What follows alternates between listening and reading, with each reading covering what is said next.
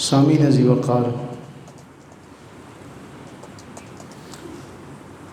ماہ صفر المظفر آخری لمحات میں ہے،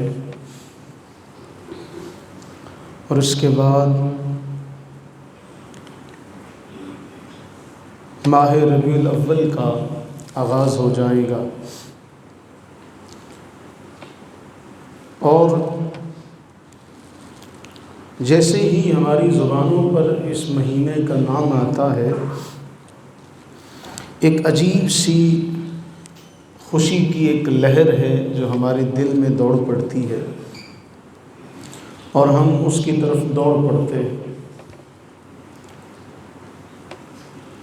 اس حوالے سے کچھ بہت اہم تعمیری کام ہے جو ہم کئی سالوں سے کرتے چلے آ رہے ہیں۔ گزشتہ سال سیلاب کی وجہ سے ہم سندھ بلوچستان کے مختلف علاقوں میں میڈیکل کیمپ کی وجہ سے مصروف رہے، اس لیے گزشتہ سال ہمارا یہ تسلسل جاری نہ رہ سکا۔ اس سال انشاءاللہ العزیز ہمارا یہ ارادہ ہے، اللہ تعالیٰ اپنی رحمتوں کا ساتھ اور اپنی رحمتوں کا سایہ کیے رکھے، ہمارے لیے آسانیاں عطا فرمائے کہ ہم سیرت کے حوالے سے کوئی اپنی ذمہ داری تو ہم مکمل طور پر ادا نہیں کر سکتے، لیکن کچھ نہ کچھ حصہ ہمیں اللہ تعالیٰ اس میں ڈالنے کی توفیق و ہمت عطا فرمائے۔ درود پاک پڑھ لیجیے سارے۔ الصلاۃ والسلام علیک یا سیدی یا رسول اللہ وعلی آلک واصحابک یا رحمۃ للعالمین۔ دنیا میں بڑے بڑے لوگ آئے، دنیا میں اپنی زندگی گزار کر چلے گئے، لیکن اس کائنات رنگ و بو میں ہم سب کے آقا کریم سرور عالم صلی اللہ علی حبیبہ دائما ابدا وبارک وسلم 23 سال کے قلیل عرصے میں وہ انقلاب بپا کر کے گئے کہ اس کی 4 دانگ عالم میں پوری نسل انسانی میں اس کی مثال نہیں ملتی۔ اللہ رب العزت نے اس حوالے سے ایک بڑا اہم معاملہ ارشاد فرمایا میرے اور آپ کے لیے۔ فرمایا لقد کان لکم فی رسول اللہ اسوۃ حسنہ، کہ رسول اللہ صلی اللہ علیہ وآلہ وبارک وسلم کی زندگی تمہارے لیے ایک بہترین عملی نمونہ ہے۔ لیکن آگے اس میں وضاحت کر دی لقد کان لکم فی رسول اللہ اسوۃ حسنہ، کہ تمہارے لیے رسول اللہ صلی اللہ علیہ وآلہ وسلم کی زندگی ایک بہترین عملی نمونہ اس کے لیے لمن کان یرجو اللہ والیوم الآخر، جو اللہ پر ایمان رکھتا ہے اور یوم آخر پر ایمان رکھتا ہے، وذکر اللہ کثیرا، اور اللہ تعالیٰ کا ذکر کثیر کرتا ہے۔ یعنی ہر آدمی اس سے فائدہ نہیں اٹھا سکتا۔ اس آیہ مبارکہ کے تحت آپ یہ سمجھیے گا کہ اللہ رب العزت واضح طور پر یہ فرما رہے ہیں کہ اس عملی نمونے سے فیض یاب کون ہوگا؟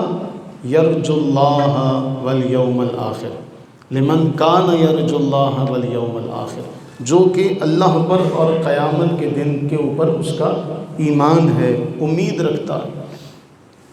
اور اس کے بعد تیسرا کام یہ ہے کہ وہ اللہ تعالیٰ کو بہت یاد کرتا ہے۔ سیرت النبی سرور عالم صلی اللہ علیہ وسلم کی دینی اعتبار سے جو اہمیت ہے، اگر اس اہمیت کو جانا جائے، مذہبی اعتبار سے، دینی اعتبار سے، کہ اگر ہم سیرت کو نکال دیں تو ہم کوئی بھی مذہبی فریضہ سر انجام نہیں دے سکتے۔ اور اس حوالے سے جس طرح ہم نے ابتداءً ذکر کیا 23 سال کا عرصہ، اس 23 سال کے عرصے میں دنیا میں وہ تعلیمات کا معاملہ دیکھا کہ کائنات بدل گئی، اور اس حوالے سے سب سے اہم بات یہ ہے کہ رسول اللہ صلی اللہ علیہ وسلم کی ولادت باسعادت سے لے کر آپ کے اس دنیا سے رخصت ہونے تک کے تمام احوال، آپ کی ذات مقدسہ کی صفات عالیہ ہوں، عبادات ہوں، آپ کے معاملات ہوں، آپ کے فضائل و معجزات کا تذکرہ ہو، آپ کے احوال و ارشادات وغیرہ کا معاملہ ہو، ان سب کے بیان کو سیرت کہا جاتا ہے۔ یہ ذہن نشین کر لیں۔ رسول اللہ صلی اللہ علیہ وسلم کی ولادت سے لے کے آپ کے وصال تک کے تمام اس دورانیے کو، اس کے اندر آپ کی ذات مقدسہ کی تمام صفات عالیہ، آپ کے تمام عبادات، آپ کے تمام معاملات، آپ کے تمام ارشادات، وہ کسی بھی حوالے سے ہوں، ان سب کے بیان کو سیرت کہتے ہیں۔ اور قرآن کریم اس بات کی طرف واضح اشارہ کر رہا ہے کہ رسول اللہ صلی اللہ علیہ وسلم کی زندگی کو ہم نے تمہارے لیے باعث لائق تقلید بنایا۔ ہم اس سے پیچھے اگر چلیں، باقی تمام انبیاء کرام، رسولان اعظام علیہم الصلاۃ والتسلیم کی زندگی کو اگر دیکھا جائے تو ہمیں ایک بڑا واضح جو فرق ہے وہ نظر آتا ہے۔ اس فرق کو یاد رکھیے گا۔ ہم تقابل نہیں کر رہے، اگر کوئی اس کو تقابل سمجھے، نہیں، یہ تقابل نہیں ہے، یہ حقائق سے ایک طرح سے آشنائی حاصل کرنا ہے۔ آپ قرآن اٹھائیے، جتنے بھی انبیاء کرام، رسولان اعظام، نبی سرور عالم صلی اللہ علیہ وسلم سے پہلے اس دنیا میں آئے، حضرت سیدنا نوح علیہ السلام، ان کی دعوت صرف اپنی ان کی قوم تک محدود ہے۔ حضرت ہود علیہ السلام فقط اپنی قوم تک محدود ہے۔ حضرت صالح علیہ السلام فقط اپنی قوم تک محدود ہے۔ تمام کے تمام انبیاء، آپ قرآن اٹھائیے، قرآن کا مطالعہ کریں تو قرآن فرما رہا ہے ہم نے اس قوم میں انہیں بھیجا، اس قوم میں ان کے بھائی انہیں بھیجا، اس قوم میں ان کے بھائی انہیں بھیجا۔ یہ سب کا تذکرہ قرآن واضح طور پر فرما رہا ہے۔ قوم نوح میں ان کے بھائی کو بھیجا، قوم عاد میں ان کے بھائی کو بھیجا، قوم سمود میں ان کے بھائی کو بھیجا، یعنی یہ اصطلاحات قرآن نے بیان فرمائی۔ اور آج دنیا میں اس وقت ہمارے سامنے جو مذاہب موجود ہیں، ہمارے معاشرے میں جن کا ہمیں سامنا کرنا پڑتا ہے، ہم حضرت عیسیٰ علیہ السلام کے حوالے سے، حضرت موسیٰ علیہ السلام کے حوالے سے قرآن کریم واضح طور پر بیان کرتا ہے وَرَسُولًا إِلَىٰ بَنِي إِسْرَائِيلَ۔ اور آپ بائبل اٹھائیے، یہ میرے پاس موجود ہے، اور یہ متی کی انجیل ہے، اور اس کا چیپٹر نمبر ہے 15، اور اس کی آیت نمبر ہے 24، 25 اور 26۔ اس میں آپ دیکھیے، اس میں یہ واضح طور پر لکھا ہے کہ کسی عورت نے عیسیٰ علیہ السلام کو پکارا، لیکن عیسیٰ علیہ السلام نے اس کی پکار کا جواب نہیں دیا۔ مفہوم اس کا عرض کر رہا ہوں۔ اور آپ نے جواب میں کہا کہ میں بنی اسرائیل، میں اسرائیل کے گھرانے کی کھوئی ہوئی بھیڑوں کے سوا اور کسی کے پاس نہیں بھیجا گیا۔ اور اس کے بعد پھر آگے، مگر اس نے آ کر اسے سجدہ کیا اور کہا اے خداوند میری مدد کر۔ تو عیسیٰ علیہ السلام نے جواب میں کہا کہ لڑکوں کی روٹی لے کر کتوں کو ڈال دینا اچھا نہیں ہے۔ قرآن واضح طور پر بیان کر رہا ہے، بائبل یہ واضح طور پر بیان کر رہی ہے کہ ہر علاقے اور ایک قوم کے لیے رسولان اعظام کو بھیجا گیا۔ سیدنا عیسیٰ علیہ الصلاۃ والتسلیم واضح طور پر بیان فرما رہے ہیں کہ مجھے جن کے لیے بھیجا گیا اس کا اقرار کرتے ہیں۔ جب قرآن کریم رسول اللہ صلی اللہ علیہ وسلم کی آمد کا ذکر کرتا ہے تو قرآن فرماتا ہے انی رسول اللہ الیکم جمیعا، اے حبیب سرور عالم صلی اللہ علیہ وسلم آپ یہ اعلان کر دیجئے کہ اے لوگو، یا ایھا الناس، اے لوگو، انی رسول اللہ الیکم جمیعا، میں تم سب کے لیے، تم سب کی طرف اللہ کا رسول بنا کر بھیجا گیا۔ بلا امتیاز وطن و ملت۔ اور اس میں ایک حدیث ہے مستدرک حاکم کی، نبی صلی اللہ علیہ وآلہ وبارک وسلم نے ارشاد فرمایا ارسلت الی الاحمر والاسود، مجھے سرخ اور سیاہ کا رسول بنا کر بھیجا گیا۔ حضرت مجاہد بہت بڑے علمی شخصیت ہے، قدآور شخصیت، حضرت مجاہد فرماتے ہیں الانس والجن، اس سے مراد ساری روح، ساری نسل انسانی اور ساری جنات کی نسل ذریت مراد ہے، کہ اللہ تعالیٰ نے واضح طور پر فرمایا کہ میں نے اے نبی اعلان کر دیں رسول اللہ علیکم جمیعا، میں تم سب کی طرف رسول بنا کر بھیجا گیا۔ اور رسول اللہ صلی اللہ علیہ وسلم نے خود فرمایا سرخ ہو، میں سرخ و سیاہ کی طرف یعنی انسانوں اور جنوں کی طرف میں رسول بنا کر بھیجا گیا۔ اب انسانوں اور جنوں کی طرف جب رسول بنا کر بھیجے گئے تو اس کا ایک مقصد ہے جو ہم نے قرآن کریم کی آیات بینات کے تحت سمجھنا اور جاننا۔ قرآن میں اللہ تعالیٰ بیان فرماتے ہیں سورہ آل عمران میں لقد من اللہ علی المؤمنین، بے شک اللہ تعالیٰ نے ایمان والوں پر احسان فرمایا۔ احسان فرمایا کب؟ اذ بعث فیہم رسولا، جب ان میں اپنا رسول بھیجا۔ ہماری بدقسمتی ہے کہ ہم اس آیت کا صرف ایک ٹکڑا لے کر اس احسان کو اجاگر نہیں صحیح طور پہ کر پاتے، صرف اس کا ایک پہلو لے لیتے ہیں خوشی منانے کے حوالے سے، اور خوشی منانے میں بھی ہم وہ غلو کا کام کرتے ہیں کہ اس کی بھی کوئی دلیل قرآن و سنت سے نہیں ملتی۔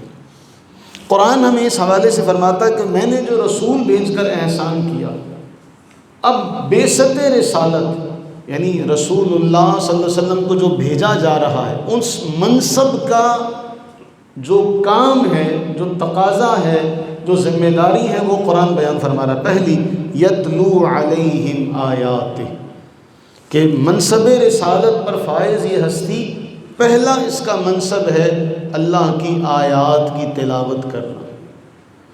دوسرا وَيُزَكِّيهِمْ، تمہارا تزکیہ کرنا، وَيُعَلِّمُهُمُ الْكِتَابَ، تمہیں کتاب کی تعلیم دینا، وَالْحِکْمَةَ، تمہیں دانش سکھانا۔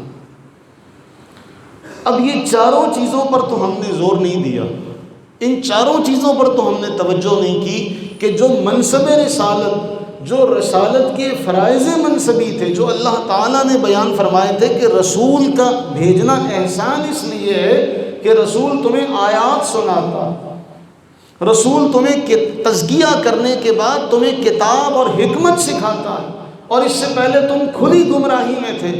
ہم وہ کتاب کی تعلیم بھی بھلا بیٹھے، تزکیہ بھی نکال دیا، کتاب و حکمت کی تعلیم بھی نکال دی۔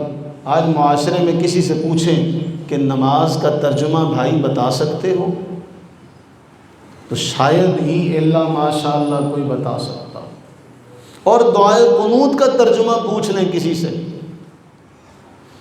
تو وہ میرا خیال ہے کسی کو بھی شاید نہ آتا الا ماشاء اللہ، اور وہ ہم زبان سے کہہ دیتے۔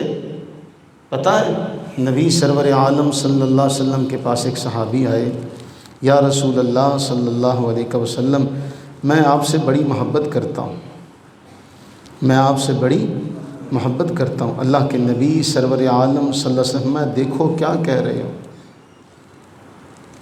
دیکھو کیا کہہ رہے ہو، کیا کہہ رہے ہو۔ ہم اسی حدیث کے ان لفظوں پر غور کریں، ہم دعائے قنوت پڑھتے ہیں، وتر تو لازمی ہے، کچھ ہمارے عشاء کی نماز کے ساتھ پڑھ لیتے ہیں، کچھ ہم وتر کی جو نماز ہے وہ تہجد کے نوافل کے بعد پڑھتے ہیں۔ ہمارے ہاں جو دعا مشہور ہے اس کا ایک جملہ بڑا سخت ہے، وَنَخْلَعُ وَنَتْرُكُ مَن يَفْجُرُكَ، اے اللہ جو تیرا نافرمان ہو ہمارا اس سے کوئی تعلق نہیں ہے، ہم اس سے قطع تعلقی کا اعلان کرتے ہیں، ہمارا اس سے کوئی تعلق نہیں، ہم اس کو چھوڑ دیتے ہیں۔ کیا واقعی جو رب کا نہیں ہم نے اس کو چھوڑا؟ کیا ہماری دوستیاں، کیا ہمارے تعلقات، ہمارے دنیاوی معاملات واقعی اسی ڈگر پر ہیں کہ جو رب کا نہیں وہ ہمارا نہیں؟ جو رسول اللہ صلی اللہ علیہ وسلم کے فرامین کو نہ مانتا ہو، ہم نے اس سے دوستی کو ترک کر دیا ہو، ہمارے دوستی ترک کرنے کا سبب یہ ہو کہ تو اللہ اور اس کے رسول کے راستے پر نہیں چلتا، لہٰذا میں تیرے ساتھ دوستی نہیں رکھوں گا، یا ہم نے دوستی کا معیار اور پیمانہ یہ رکھا ہو کہ جو ہمیں دین کے راستے پر لے کر چلے گا، اللہ اور اس کے رسول کے راستے پر لے کر چلے گا، اسے اپنا دوست بنائیں گے، یا جس بندے کو ہم اللہ اور اس کے رسول کے راستے پر لے کر چلیں ہم اس کو اپنا دوست بنائیں گے۔ لیکن ہم دیکھتے ہیں کہ ہمارے ہاں کاروباری معاملات، ہمارے ہاں دوسری چیزوں کو ہم اپنی دوستی کا معاملہ اور ذریعہ بناتے ہیں۔ تو ہم زبان سے تو کہتے ہیں، خرد نے کہہ بھی دیا لا الہ تو کیا حاصل، دل و نگاہ مسلمان نہیں تو کچھ بھی نہیں۔ تو کہا نا کہ یہ شہادت کہیں الفت میں قدم رکھنا ہے، لوگ آسان سمجھتے ہیں مسلمان ہونا، یہ کوئی آسان کام تو نہیں ہے، یہ کوئی آسان کام تو نہیں ہے کہ آپ سارے معاملات کو چھوڑ کے اللہ اور اس کے رسول کے راستے پر چل پڑے اور آپ کو اس میں کوئی مشکل بھی پیش نہ آئے، ایسا نہیں ہو سکتا۔ تو ہم صرف فضائل پر ساری زندگی زور دیتے رہتے ہیں، عمل کی جب بات آتی ہے یزکیہم، تزکیہ کیا، تمہیں کتاب کی حکمت کی تعلیم دی، وہ جو کتاب اور حکمت کی تعلیم دینے آئے تھے، جن کے فرائض منصبی میں اللہ تعالیٰ نے کتاب و حکمت کی تعلیم کو بیان کیا، آج ان کے ماننے والوں کی اکثریت کو آخری 10 سورتوں کا ترجمہ پوچھ لیا جائے وہ نہیں آتا۔ تعلیم کتاب کہاں گئی؟ تعلیم کتاب کہاں گئی؟ حکمت کہاں گئی کہ ہماری اکثریت جنازہ پڑھنے جاتی ہے لیکن کسی کو جنازے کی دعاؤں کا ترجمہ نہیں پتا، کیونکہ معاملہ سب کے ساتھ پیش نہیں آنا، وہ جب پیش آتا ہے گھڑی 2 گھڑی کو ہمیں سوچ آتی ہے، اس کے بعد پھر ہم وہی۔ اسی طرح اللہ تعالیٰ سب کو اولاد عطا فرمائے، کسی کو اللہ تعالیٰ بے اولادہ نہ رکھے، لیکن دیکھیے اللہ تعالیٰ اولاد عطا فرما دیتا ہے۔ اولاد عطا فرمانے کے بعد ہماری جو ذمہ داری ہوتی ہے، سب سے پہلی اس کے کانوں میں جو ہم نے نغمہ توحید کی صدا بلند کرنی ہوتی ہے، ہم اس کے لیے کوئی بندہ تلاش کرتے ہیں کہ یار کوئی بندہ مل جائے جو میرے بچے کے، میرے لال جسے میں نے بڑی مشکلوں سے، مرادوں سے، دعاؤں کے بعد حاصل کیا، کوئی میرے اس بچے کے کان میں اللہ کا نام لے لے۔ کہیں ہم 4 ساتھی سفر میں جا رہے ہوں تو کسی کو جماعت کرانے کا طریقہ نہیں آتا، اور رسول اللہ صلی اللہ علیہ وسلم نے قیامت کی نشانیوں میں سے ایک نشانی یہ بیان کی تھی کہ لوگ امامت سے جان چھڑائیں گے کہ بھئی مجھے نہ کہیں آگے آنا پڑ جائے۔ حالانکہ ہونا یہ چاہیے، نبی سرور عالم صلی اللہ علیہ وسلم کی احادیث طیبہ سے تو ہمیں سبق ملتا ہے۔ آپ فرماتے ہیں کون اس کے ساتھ صدقہ کرے گا، یعنی یہ جماعت سے رہ گیا ہے تو جماعت کا اہتمام کر لیا جائے تاکہ اس کو بھی ثواب ملے، جو اس کے ساتھ شامل ہو جائے گا اس کو بھی ثواب ملے۔ لیکن ہمارے ہاں کسی کو یہ بھی نہیں آتا۔ ایک بنیادی سی بات ہے، اذان میں حی علی الصلاۃ، وہ جو آخر میں گول تا ہے، حالت وقف میں وہ ہاں ہو جاتی ہے، ہمیں اس کا بھی نہیں پتہ کہ یہ حی علی الصلاۃ ہے یا حی علی الصلاۃ ہے۔ اسی طرح اقامت میں قد قامت الصلاۃ، اگر کسی کو بغیر تیاری کے ہونا تو یہ چاہیے کہ کسی کو بھی کہا جائے بھئی آؤ آپ آگے، آپ آؤ، آپ اقامت کہو۔ ہونا تو یہ چاہیے کہ اتنا ثواب کہ جہاں تک تمہاری آواز جائے گی ہر شجر و حجر، ہر ذرہ تمہارا گواہ بن کے میدان محشر میں پہنچے گا۔ اور اسپیکر کے اوپر تو پھر تو معاملہ ہی بڑی دور دور تک ہے، آپ اس کا اندازہ نہیں لگا سکتے۔ اگر آپ کو اسی چھوٹے سے رقبے میں کہا جائے کہ یہاں ریت کے کتنے ذرے ہیں، کوئی گن سکتا ہے؟ اس مختصر سے، اس چھوٹے سے اس احاطے میں بھی آپ ریت کے ذروں کو گن نہیں سکتے، تو آپ یہ اندازہ کریں کہ آپ کی آواز اسپیکر کے دوش پر کہاں کہاں جا رہی ہے۔ اس دوران، اس درمیان جتنے بھی شجر و حجر ہیں وہ سارے آپ کے گواہ بن رہے ہیں۔ لیکن اگر یہ کسی کو اعزاز ملے کہ بھائی تم اذان دو، اور اسے پتہ ہو کہ اس اذان کا ثواب اتنا ہے کہ جہاں تک آواز جائے گی اتنے میرے گواہ ہو جائیں گے جو میدان محشر میں میرے ایمان کی گواہی دینے کے لیے موجود ہوں گے، لیکن وہ کہتا نہیں جی مجھے تو شرم آتی ہے، مجھے تو شرم آتی ہے، میں یہ کیسے کر سکوں، نماز پڑھانی پڑ جائے نماز نہیں آتی۔ تو پھر آپ بتائیے رسول اللہ صلی اللہ علیہ وسلم کو جو اللہ نے احسان کیا تھا بھیج کے، اس احسان والی آیت کا جو اگلا جملہ ہے وہ یہ ہے، یہ تمہیں کتاب کی تعلیم دیتے ہیں، تمہیں حکمت سکھاتے ہیں۔ تو بتائیے خوشی تو منا لی، خوشی پر سارا زور دے ڈالا، جو کتاب اور حکمت کی تعلیم تھی وہ کنہوں نے لینی ہے؟ وہ دوسروں نے لینی ہے۔ کیا ہم نے صرف یہی بات اپنے ذمہ لگا لی کہ بس آنے کی خوشی ہے؟ آنے کی خوشی کے بعد اگلا جو مرحلہ تھا عمل میں قدم رکھنے کا تھا، اس کی باری کیا ہوا؟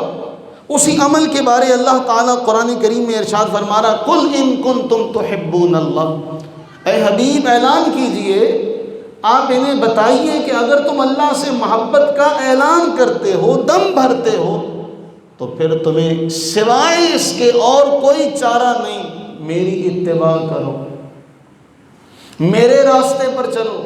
اگر تم اللہ سے محبت کا اعلان کرتے ہو تو میرے راستے پر چلو۔ جب تم میری تابعداری کرو گے، پہلے تو تم یہ بات کہہ رہے تھے، اب اللہ تمہیں اپنا محبوب بنا لے گا، اور نہ صرف محبوب بنائے گا، فرمایا وَيَغْفِرْ لَكُمْ ذُنُوبَكُمْ، تمہارے گناہ بھی بخش لے گا۔ اس آیت پر عمل کہاں گیا؟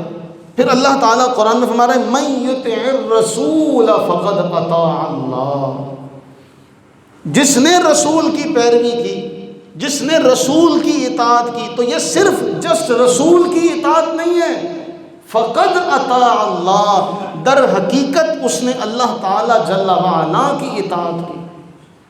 یہ چھوٹی سی بات ہے، جس نے رسول کی اطاعت کی، رسول کا کہا مانا رسول کی فرما برداری کی، در حقیقت اس نے اللہ تعالیٰ کی فرما برداری کی۔ اتنا بڑا جملہ اللہ نے فرمایا۔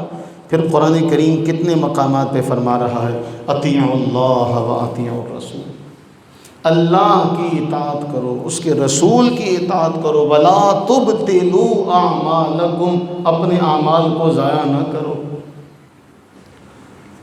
اپنے اعمال کو ضائع نہ کرو۔ تو ہمارے لیے رسول اللہ صلی اللہ علیہ وآلہ وبارک وسلم کی زندگی ایک بہترین نمونہ۔ اس زندگی میں ہم چلے جائیں، اس زندگی کو ہم دیکھیں، اس زندگی کی ہم تحقیق اور جستجو میں لگے رہیں، تو پھر ہمیں سارا کا سارا معاملہ یہیں سے ملے گا۔ اگر آپ بادشاہ ہیں تو نبی سرور عالم صلی اللہ علیہ وسلم شاہ عرب ہیں، فرما روائے عالم ہیں، آپ کی زندگی بادشاہ کے لیے عملی نمونہ۔ اگر آپ دنیاوی اعتبار سے تنگ دست ہیں تو آپ محمد الرسول اللہ صلی اللہ علیہ وسلم کی زندگی کا وہ پہلو دیکھیں جس میں آپ فرماتے ہیں کئی کئی ہفتے ماہ گزر جاتے ہیں، چولہا نہیں جلتا۔ اگر آپ دنیا کے اندر کوئی کام کر رہے ہیں، تجارت کر رہے ہیں، تو آپ کو رسول اللہ صلی اللہ علیہ وسلم کی زندگی کا وہ پہلو بھی سامنے رکھنا چاہیے جب آپ بطور تاجر اہل مکہ کے سامنے اپنی زندگی کے ایام گزارتے ہیں۔ اگر آپ مزدور ہیں تو دیکھیے مسجد نبوی کی تعمیر ہو رہی ہے اور نبی سرور عالم صلی اللہ علیہ وسلم معمار کی حیثیت سے وہاں موجود ہے۔ آگے چلیں، اگر آپ اپنی جوان ہیں تو آپ کے لیے رسول اللہ صلی اللہ علیہ وسلم کی وہ زندگی کا پہلو جو اعلان نبوت سے پہلے ہے، جب آپ کو صادق اور امین کے نام سے جانا جاتا ہے، آپ کے لیے وہ اسوہ حسنہ۔ اگر آپ بال بچوں والے ہیں تو آپ کے لیے نبی سرور عالم صلی اللہ علیہ وسلم کی ازواج مطہرات اور آپ کے اس کے بعد کی زندگی۔ اور اگر ہمارے ہاں کوئی شخص ماں باپ اس کے نہیں ہیں، یتیم ہو جاتا ہے، تو وہ یہ دیکھے کہ میرے آقا کریم سرور عالم صلی اللہ علیہ وسلم بھی دنیا میں ایسے ہی تھے۔ اگر کوئی اکیلا ہے، کیوں اللہ تعالیٰ قرآن کریم میں فرما رہا ہے کہ تمہارے لیے رسول اللہ کی زندگی ایک عملی نمونہ ہے۔ اگر زندگی میں کسی موڑ پر تمہیں کوئی بھائی بہن تمہارے کام نہیں آتا، تمہیں چھوڑ دیتا ہے، تو تم یہ دیکھو کہ رسول اللہ صلی اللہ علیہ وسلم کو بھی تو ان کے سارے رفقا نے چھوڑ دیا تھا، ان سب نے چھوڑ دیا تھا، اور وہ سارے آپ کے اپنے تھے جو آپ کے مخالفوں کی صف میں تھے۔ اور اللہ تعالیٰ نے پھر مکہ معظمہ سے نکلنے کا سامان پیدا کیا اور آپ ہجرت کر کے مدینہ طیبہ چلے گئے، اور پھر وہی اپنے جنہوں نے آپ پر زیادتی کی تھی، جنہوں نے آپ پر ہر طرح کا ظلم و ستم کیا تھا، وہی آپ کے سامنے کھڑے ہیں۔ اور حضور رحمت عالم صلی اللہ علیہ وسلم فرما رہے ہیں جو جملہ یوسف علیہ السلام نے اپنے بھائیوں سے کہا تھا، لا تثریب علیکم اليوم، آج کے دن تم پر کوئی سوال نہیں، کوئی مواخذہ نہیں۔ تو میرے عزیزو، اگر ہم جاننا ہی چاہتے ہیں، زندگی میں کسی کو آئیڈیل بنانا ہی ہے، تو میرے دوستو، آپ زندگی میں اگر آئیڈیل بنانا چاہتے ہیں تو رسول اللہ صلی اللہ علیہ وسلم کی حیات طیبہ، آپ کی ذات مبارکہ کو اپنا آئیڈیل بنائیں۔ دنیا میں جو آپ کا آئیڈیل ہوگا وہ کسی ایک پہلو سے ہوگا، اس کا صرف وہ پہلو قابل ذکر ہوگا، باقی پہلو اس کے پس پش چلے جائیں گے۔ نبی سرور عالم صلی اللہ علیہ وسلم کی زندگی کا ہر پہلو آپ کو روشن تابندہ ملے گا۔ دنیا میں کوئی ڈاکٹر ہے تو ہو سکتا ہے بہت اچھا ڈاکٹر ہو، لیکن وہ اچھا ڈاکٹر ہو تو اس کے ساتھ ضروری نہیں کہ وہ اچھا باپ ہو۔ اگر اچھا باپ ہوگا تو ضروری نہیں کہ اچھا بیٹا ہو، ضروری نہیں ہے کہ اچھا بھائی ہو، اچھا دوست ہو، لیکن اس دنیا میں ہم سب کے مقتدا اور پیشوا رسول اللہ صلی اللہ علیہ وسلم کی شکل میں اللہ تعالیٰ نے ہمیں وہ جوہر عطا کیا کہ آپ جس بھی پہلو سے دیکھیں گے بے مثل و بے مثال نظر آئے۔ تو آپ ان دنیا کے ان لوگوں کو اپنا جو آئیڈیل بنائے پھرتے ہیں، ان سب سے بہتر رسول اللہ صلی اللہ علیہ وسلم کو کیوں نہ اپنا آئیڈیل مانا جائے، کیوں نہ آپ کی اقتداء کی جائے، کیوں نہ آپ کی اتباع کی جائے، کیوں نہ آپ کی پیروی کی جائے۔ لیکن یہ اتباع اقتداء تب ہوگی جب ہمیں اس ذات کے بارے میں کوئی نہ کوئی علم ہوگا، اس کی سیرت کا ہمیں علم ہوگا، ورنہ ہم کامیاب نہیں ہو سکتے۔ میں ربیع الاول کے حوالے سے چند ایک اہم باتیں آپ کے گوش گزار کروں گا۔ آپ انہیں دیکھیے، ہمارے علماء وہ سب ذکر کرتے ہیں، لیکن ہماری بدقسمتی کہ ہم ان چیزوں سے دور ہیں، کوسوں دور ہیں۔ ہمارے علماء سب کا سب بیان بھی کر گئے، سب کا سب کہہ بھی گئے، اور آپ دیکھیے ظاہر سی بات ہے، جس چیز کا کوئی وجود ہو اسی کا 2 نمبر 3 نمبر ہوتا ہے نا ایسا۔ تو جب رسول اللہ صلی اللہ علیہ وسلم کی احادیث طیبہ کے حوالے سے ہم دیکھیں تو آپ یہ بات جانتے ہیں، میں نے آپ سے ذکر کیا تھا، ابھی ہم نے ذکر کیا کہ قرآن فرما رہا ہے تمہارے لیے رسول اللہ کی زندگی عملی نمونہ۔ پھر نبی سرور عالم صلی اللہ علیہ وسلم کا ایک جملہ، ایک حدیث ہم نے کئی بار پڑھی ہے، آپ احباب کو تو یاد ہوگی۔ حضور نے فرمایا، نضر اللہ عمرا سمع منا حدیثا، اللہ اس کے چہرے کو روشن رکھے جو میری احادیث کو سنتا ہے، انہیں یاد کرتا، انہیں یاد کر کے آگے پہنچاتا ہے۔ لیکن پھر کیا ہوا؟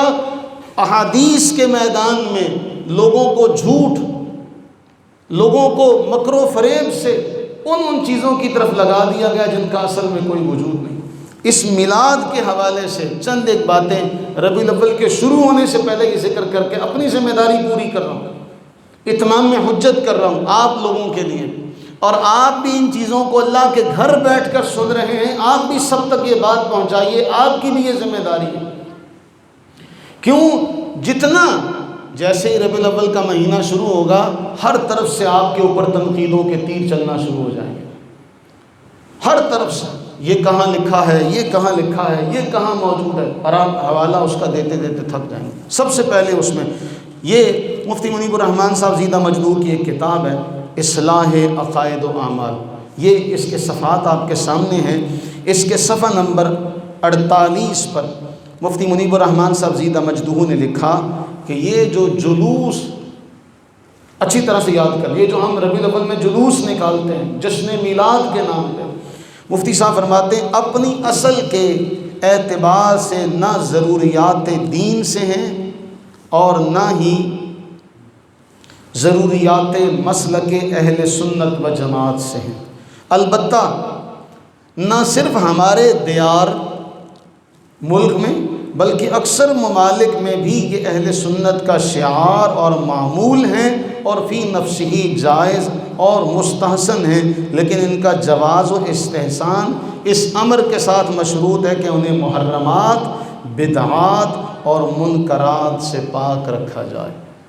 مفتی صاحب نے بڑا واضح طور پر بیان دیا کہ یہ جو ہم جلوس نکالتے ہیں یہ نہ ضروریات دین سے ہے، نہ یہ فرض ہے، نہ یہ واجب ہے، ہاں یہ ہمارا شعار ہے، اہل سنت کا شعار ہے، اور اس میں اس کو کوئی فرض واجب نہیں سمجھتا، لیکن اس میں کہتے ہیں شرط یہ ہے کہ اس کو محرمات سے، بدعات سے پاک رکھا جائے۔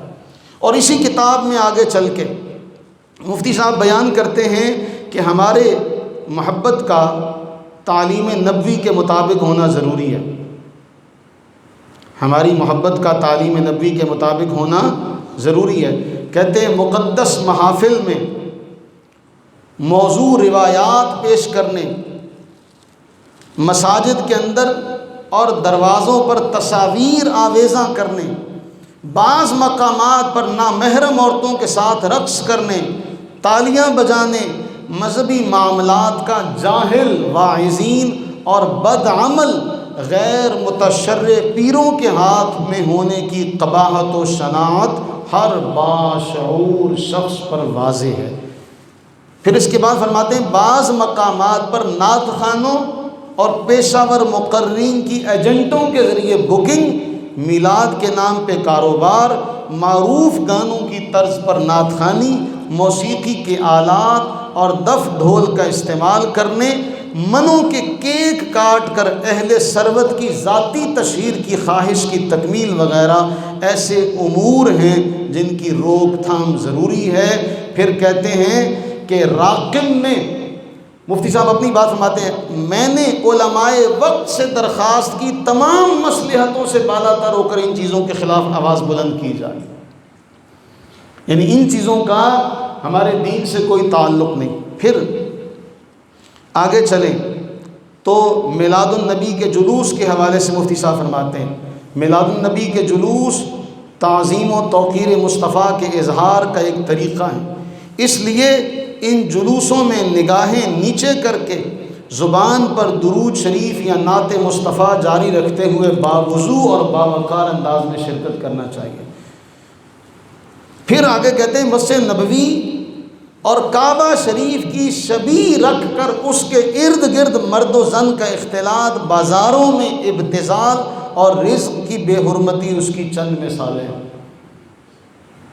یہاں ایک اور بات رک کر آپ سے کہوں، ہمارے ہاں یہ نہیں ہوتا جلوس جا رہا ہے، جس کی آنکھوں کی ٹھنڈک نماز ہے وہی اس جلوس کے شرکاء نے نہیں پڑھی، وہی اس جلوس کے شرکاء نے نہیں پڑھی۔ اور کہاں سے آ رہے ہیں؟ جی جلوس لے کے گئے تھے، کس کا؟ رسول اللہ صلی اللہ علیہ وسلم کی آمد کی خوشی میں۔ نماز پڑھی؟ نہیں جی نماز تو نہیں پڑھی۔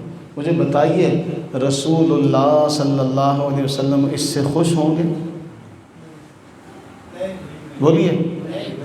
ساری گلی سجا دی اور ساری گلی سجانے میں وقت گزار دیا، ایک دروازے سے بھی کھٹکھٹا کے مانگا کچھ، جہاں سے کچھ مل گیا وہ تو عاشق رسول۔ جس نے بیچارے نے کچھ نہ دیا پورا مہینہ اس کو ذلیل کرتے رہنا، اس نے میلاد کے نام پہ کچھ نہیں دیا تھا، اس سے ہم نے گلی سجانے کے لیے مانگا، اس نے فلاں موقع پر پیسے نہیں دیے تھے۔ کیا یہ دین ہے؟ کیا یہ ہمارا دین ہے؟ اور پھر انہی اسٹیجوں پر سوشل میڈیا کے اوپر آپ کو بہت کچھ دیکھنے کو ملے گا، وہی گلیاں سجانے والے بعد میں اسی جگہوں پر وہ جو ساز اور موسیقی کے ساتھ جو کچھ کر رہے ہوتے ہیں وہ بیان کا محتاج نہیں ہے کہ نہ ہم اس کو بیان ہی کر سکیں۔ اور اس کے بعد اسی کتاب میں مفتی صاحب عبدالرزاق بترالوی صاحب ان کے حوالے سے لکھتے ہیں نعت خوانی اچھا کام ہے، لیکن نعت خوانوں کی تصاویر والے اشتہار برا عمل ہے، کسی کا بھی ہو، نعت خوانوں کی تصاویر والے اشتہار کیا ہے؟ مفتی منیب الرحمان صاحب کی کتاب، عبدالرزاق بتھرالوی صاحب کی، اس میں یہ رائے کہ نعت خوانی اچھا کام ہے، لیکن ان کی تصاویر والے اشتہار برا عمل ہے۔ کہتے ہیں نعت خوانی جہاں قابل تعریف ہے، وہاں نعت خوانوں کا پیسے مقرر کرنا قابل مذمت ہے۔ اب یہ ساری باتیں ہمارے علماء نے تو واضح طور پر لکھی۔ پھر کہا گانوں کی طرز پر پڑھی جانے والی نعتوں کا رواج، پیشہ ور خطباء اور نعت خوانوں کا عشق مصطفیٰ بیان کرنا، یہ سارا، اور اس میں چل کے پھر آگے ایک اور بات انہوں نے لکھی مفتی منیب الرحمان صاحب زیدہ مجدہ نے، کہ خطیب صاحب کیا کرتے ہیں؟ خطیب صاحب کبھی ممبر سے ادھر کو جاتے ہیں، کبھی ممبر سے ادھر کو جاتے ہیں، کبھی اپنی پگڑی اتار دیتے ہیں، کبھی کچھ کرتے ہیں۔ مفتی صاحب نے لکھا کہ یہ تمام کے تمام اعمال، یہ تمام کی تمام چیزیں کہ اگر آپ دیکھیں تو آپ کو تھوڑی دیر کے لیے وہ بھانڈ نظر آئے گا، آپ کو ایسے بڑے موسمی مقرر ملیں گے، کرسی سے اٹھ کے کبھی ادھر کو جاتے ہیں، کبھی ادھر کو جاتے ہیں۔ رسول اللہ صلی اللہ علیہ وسلم کی حدیث مبارکہ کی اپنی ایک ہیبت اور جلال ہے، منبر کا اپنا ایک تقدس ہے۔ آپ اس کو چھوڑ کے اتر کے کبھی دائیں جا رہے ہیں، کبھی بائیں جا رہے ہیں، جس طرح گانے بجانے والے اسٹیج پہ پھدکتے پھرتے ہیں، اسی طرح آپ پھر رہے ہیں۔ اس کو بھی علماء نے پسند نہیں کیا۔ پھر ایک اور بڑی اہم بات، آپ لوگوں کی جیبیں خالی کرنے کے لیے، آپ لوگوں کی جیبوں پر ڈاکہ ڈالنے کے لیے بحوالہ بات کروں گا، جس نے نبی سرور عالم صلی اللہ علیہ وسلم کے میلاد کے پڑھنے پر 1 درہم خرچ کیا، جھوٹ ہے یہ۔ حضرت سیدنا صدیق اکبر رضی اللہ تعالیٰ عنہ کی طرف منسوب یہ بات بالکل جھوٹ ہے کہ جو درہم خرچ کرے گا میلاد میں وہ میرے ساتھ ہوگا۔ اسی طرح حضرت عمر کہتے ہیں جس نے میلاد کی تعظیم کی اس نے اسلام کو زندہ کیا۔ حضرت عثمان غنی کہتے ہیں کہ جس نے میلاد کے پڑھنے پر 1 درہم خرچ کیا وہ ایسے جیسے بدر میں حاضر ہوا، حنین میں حاضر ہوا۔ بدر، غزوہ بدر وہ عظیم الشان معرکہ ہے جس کے اندر جو فرشتے شامل ہوئے تھے، فرشتوں میں وہ بھی معزز ہیں۔ پتہ ہے بدر کتنی شان والی ہے؟ بدر کے شرکاء کے بارے نبی صلی اللہ علیہ وسلم نے فرمایا تھا اللہ نے تمہیں بخش دیا جو تم چاہے کرتے رہو۔ 1 درہم 1 روپیہ خرچ کرو اور بدر والوں کا ثواب مل جائے، اتنا سستا ہے۔ اب اس کا حوالہ مانگ لو تو حوالہ کوئی نہیں۔ علماء نے لکھا یہ سب جھوٹ ہے، یہ سب کا سب کیا ہے، لیکن آپ کو پیشہ ور مقررین اور واعظین نظر آئیں گے یہی روایات سنا کے کہ یہ اس طرح ہو گیا، اس طرح ہو گیا۔ پھر خصائص کبریٰ کی ایک روایت ہے جس کے بارے میں علامہ جلال الدین سیوطی خود فرماتے ہیں میری کتاب میں اس سے بڑی منکر روایت کوئی نہیں، اس سے بڑی منکر روایت میری کتاب میں کوئی نہیں۔ اور وہ روایت کیا ہے؟ ادھر سے چلے جانور، مشرق کے مغرب کو چلے، مغرب کے مشرق کو چلے، اور اسی روایت میں ذکر ہے کہ جبریل امین نے آ کے ایک جھنڈا مشرق میں گاڑا، روح الامین نے گاڑا کعبے کی چھت پہ جھنڈا، تا عرش اڑا پریرا صبح شب ولادت۔ یہ شعر پڑھا جاتا ہے باقاعدہ اور مشہور و معروف نعت خواں کی طرف سے پڑھا جاتا ہے۔ اور یہ روایت علامہ جلال الدین سیوطی فرماتے ہیں یہ منکر ترین روایت ہے، میری پوری کتاب میں اس سے ایسی روایت کوئی نہیں ہے۔ کیا ضرورت پڑی ہمیں قرآن اور صحیح احادیث کے ہوتے ہوئے ہمیں جھوٹی روایات کو لوگوں کے سامنے بیان کرنا پڑے اور لوگوں کو میلاد شریف کی عظمت بیان کرنی پڑے؟ کیا قرآنی آیات نہیں ہیں تمہارے پاس؟ کیا احادیث نبویہ نہیں ہیں تمہارے پاس کہ تمہیں ان قصے کہانیوں کی ضرورت پڑ گئی؟ یہ تب پڑی جب آپ کے پاس علم ہی نہیں ہے حدیث پاک کا، جب آپ کو پتہ ہی نہیں ہے حدیث کیا ہے تو آپ نے بیٹھ کے ادھر ادھر کی گپیں مارنی ہے، سوائے اس کے تو کوئی کام نہیں ہوگا۔ اس لیے میرے عزیزوں ان چیزوں سے اپنا دامن چھڑا لیجئے، ان چیزوں سے اپنا دامن چھڑا لیجئے، فائدے میں رہیں گے۔ دنیاوی فائدہ تو شاید نہ ہو لیکن اخروی فائدے کی میں ضمانت دیتا ہوں۔ اور اگر احادیث نبویہ کا دامن تھام لینے پر آپ کو اگلے جہان میں فائدہ نہ ہو تو وہاں میرا گریبان پکڑ لیجئے گا کہ جی اے اللہ اس نے کہا تھا کہ جو نبی سرور عالم صلی اللہ علیہ وسلم کی صحیح احادیث کو اپنے دل سے لگا لے گا، ان کا دامن پکڑ لے گا، اس کا دونوں جہان میں بیڑا پار ہو جائے گا۔ اگر یہ بات سچ ثابت نہ ہو کہ قیامت کے دن آپ کا ہاتھ ہوگا، میرا گریبان پکڑ لیجئے، اور اگر یہ سچ ہوا تو پھر انشاءاللہ ہم وہاں بڑی شان سے جنت میں جائیں گے۔ سوال ہوا،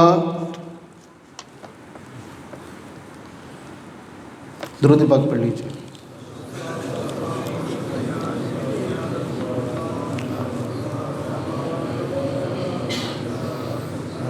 سوال یہ ہوا جی حضور غوث پاک کے ایک مرید کا انتقال ہوا، دفن کرنے کے بعد جب منکر نکیر اس سے سوال پوچھنے آئے تو مرید نے ان کے ہر سوال کے جواب میں کہا میں غوث پاک کا دھوبی ہوں۔ اس کے یہ کہنے پر اللہ تعالیٰ نے اس کی بخشش فرما دی کہ جس طرح تو نے میرے ولی کے کپڑے تو دھوتا رہا، اسی طرح میں تیرے گناہ دھوتا رہا۔ رہنمائی فرمائیے، جزاک اللہ۔ یہ واقعہ جھوٹ ہے، یہ واقعہ جھوٹ ہے۔ ابھی محرم گزرا، آپ کو یاد کیجیے، اپنی یادداشت کھنگالیے، ریکال کریں۔ امام علی مقام رضی اللہ تعالی عنہ کے واقعہ کربلا کے اوپر جو سب سے پہلی کتاب تھی وہ کتنے 100 سال بعد لکھی گئی؟ تقریباً 110 سال یا 100 سال کے بعد۔ اس لیے ہم کہتے ہیں وہ کتاب معتبر۔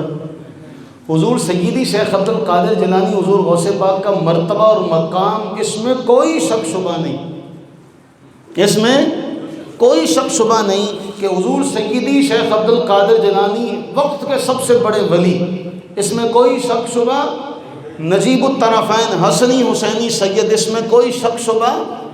دنیا میں وقت کے سب سے بڑے ولی، اس میں کوئی شک شبہ نہیں۔ لیکن آپ اگر احادیث طیبہ میں جھوٹی باتیں حدیث کے نام پہ لوگوں نے داخل کر، جس طرح بھی ہم نے پڑھا کہ یہ ابو بکر صدیق رضی اللہ عنہ کا فرمان نہیں، یہ حضرت عمر فاروق رضی اللہ عنہ کا فرمان نہیں، یہ حضرت عثمان غنی رضی اللہ عنہ کا فرمان نہیں، تو اسی طرح یہ واقعہ بھی کہیں لکھا ہوا بیان کرنے والوں میں دیوبندیوں کے حکیم الامت مولانا اشرف علی تھانوی صاحب رحمہ اللہ بھی شامل ہیں۔ ہمارے بھی بڑے بڑے چوٹی کے علماء، ہر وائز نے یہ واقعہ بیان کیا ہوا ہے۔ لیکن سوال یہ ہے بھائی میاں،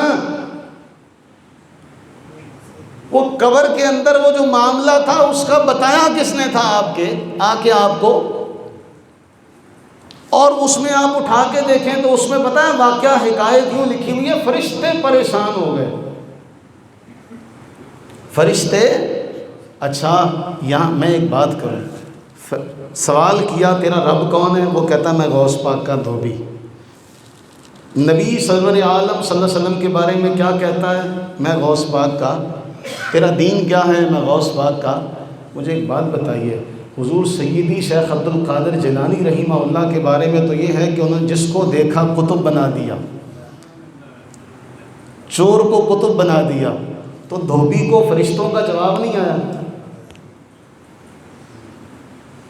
اس میں تو خود حضور غوث پاک کی آپ شان میں کمی کر رہے ہیں کہ ایک طرف تو آپ کہتے ہیں کہ چورانو قطب بناوے، اور دھوبی کئی سال کپڑے دھوتا رہا، وہ کہتا جی میں تو غوث پاک کا دھوبی، مجھے تو کچھ نہیں پتا، حالانکہ اس کے جو ان کا دھوبی ہے وہ تو دنیا کے اس وقت کے بڑے بڑے عالموں کا استاد ہونا چاہیے تھا۔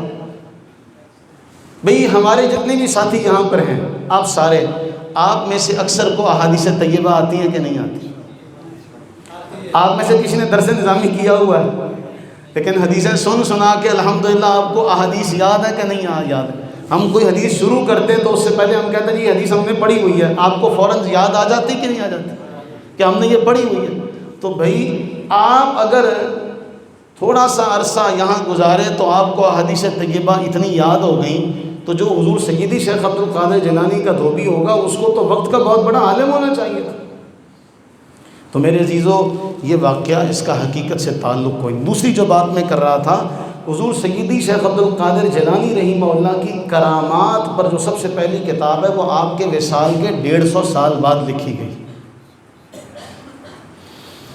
کربلا پر اگر 100 سال بعد کتاب لکھی جائے تو ہم کیا کہتے ہیں؟ ہم اس کو ہم معیار ایک ہی رکھیں، ہم معیار اور پیمانہ ایک ہی رکھیں کہ یہاں ہم نے یہ کہہ دیا کہ واقعہ کربلا پر سب سے پہلی کتاب 100 سال بعد لکھی گئی لہٰذا ہم اس کو نہیں مانتے، وہاں ہم نے کہہ دیا نہیں مانتے، یہاں 150 سال بعد کرامتوں پر ایک کتاب آتی ہے اس کو ہم سینے سے لگا لیں،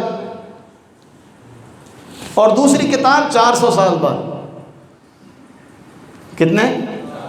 پھر آپ بتا دیں، میں نے پہلے کہہ دیا، اب آپ کی ذمہ داری ہے، آپ جا کے کہیں کہ جی پاجی نے تو انکار ہی کرتا 11ویں والے دا، تو یہ جھوٹ ہے۔ میں نے انکار، ان کی بزرگی کا انکار، ان کے علم کا انکار، ان کی ولایت کا انکار نہیں کیا، وہ ہمارے سروں کے تاج، لیکن جو ان کی طرف منسوب کرامتیں ہیں، اگر نبی سرور عالم صلی اللہ علیہ وسلم کی طرف منسوب روایات جھوٹی ہیں تو پھر یہ کام تو ہر دور میں ہوتا رہا۔ تو 150 سال بعد جو پہلی کتاب لکھے گی اس کی اتھینٹسٹی کیا ہے، پہلے وہ بات واضح کی جائے۔ پھر یہ کہاں سے سنی، کہاں چلی، تو یہ ساری کی ساری اس لیے ہیں کہ قرآن ایک بات بیان کرتا ہے، ان الذین آمنوا، وہ لوگ جو ایمان لائے، وعملوا الصالحات، اور اس کے بعد کیا کیے، نیک عمل۔ قرآن نے کہیں بھی صرف ایمان نہیں رکھا، پورا قرآن اٹھائیے، قرآن ہر جگہ پر جہاں ایمان کا ذکر کرے گا اس کے ساتھ عامل الصالحات کا تذکرہ کرے گا، ان دونوں کو اکٹھا کرنے کے بعد قرآن فرما رہا ہے اولئک اصحاب الجنہ، ایمان اور عمل صالح کرنے والے جنتی۔ صرف ایمان نہیں، ایمان، اور اگر صرف ایمان کافی ہو تو قرآن ہر جگہ پر یہ ذکر نہ کرے کہ آمنوا وعملوا الصالحات، آمنوا وعملوا الصالحات، قرآن یہ نہ کہے آمنوا آمنوا، اے ایمان والو ایمان لاؤ، قرآن یہ مطالبہ کبھی نہ کرے۔ قرآن سورہ عصر، والعصر ان الانسان لفی خسر، اللہ نے زمانے کی قسم اٹھا کے کہا بے شک انسان خسارے میں ہے۔ کون ہے جو خسارے میں نہیں؟ آمنوا وعملوا الصالحات وتواصوا بالحق وتواصوا بالصبر، یہ 4 کام کرنے والے کے علاوہ اللہ کا کلام کہتا ہے سب اونچی نقصان میں، وہ 4 کام، ایمان، عمل صالح، حق اور صبر، ان دونوں پر قائم رہنا، ان کا پرچار کرنا، ان کے اوپر جمے رہنا، ڈٹے رہنا۔ تو قرآن نے تو کہیں بھی صرف ایمان کا تذکرہ کر کے نہیں کہا بھی جس نے صرف ایمان اس کے بعد اعمال کی ضرورت ہی نہیں۔ کیوں نبی سرور عالم صلی اللہ علیہ وسلم ساری رات کھڑے ہو کر اللہ کی عبادت میں وقت گزار دیتے ہیں؟ اس لیے ان ساری باتوں سے ہمارا کوئی تعلق نہیں ہے اور نہ ہم ان کے مکلف ہیں، ان ساری باتوں کے نہ ہم ذمہ دار ہیں کہ ان کا ہم جواب، نہ یہ ہمارے ایمان کا حصہ ہے۔ اس طرح کی اگر کوئی بات ہے تو اس سے حضور سیدی شیخ عبد القادر جیلانی بھی بری الذمہ ہے، کیونکہ انہوں نے یہ بات نہیں کہی۔ اسی لیے میں کہا کرتا ہوں کہ جو بھی کسی بھی بزرگ کے مزار پر کوئی بات ایسی خلاف شرع ہو رہی ہے، اس بزرگ کا ان خلاف شرع چیزوں سے کوئی تعلق نہیں ہے، کیونکہ وہ اس دنیا میں موجود ہیں۔ ہاں، ان کے سامنے وہ کام ہوتا رہتا تب وہ اس کے جواب دہ ہوتے، اب چونکہ وہ اس دنیا سے جا چکے ہیں اب وہ ان کاموں کے جواب دہ نہیں ہیں، اور نہ ہی ہمارے لیے یہ دلیل بن سکتا جی ان کے دربار پر یہ کام ہوتا۔ مثال کے طور پر نبی سرور عالم صلی اللہ علیہ وسلم نے مرد کے لیے صرف چاندی کی انگوٹھی کو جائز قرار دیا، اس کے علاوہ کوئی پیتل، لوہا، تانبا اللہ کے نبی صلی اللہ علیہ وسلم نے مرد کے لیے جائز قرار کہیں سے بھی لے آؤ، اب کہیں سے بھی لے آؤ کہ جی فلاں مزار سے لے کے آئے تھے، فلاں بابے سے لے کے آئے تھے، وہ ناجائز رہے گا، کیونکہ تاجدار گنبد خضرا، تاجدار مدینہ نے کہہ دیا صرف چاندی کی انگوٹھی پہن سکتے ہو، اس کے علاوہ کچھ بھی تمہارے لیے جائز ہے۔ تو پھر بابا کون ہوتا؟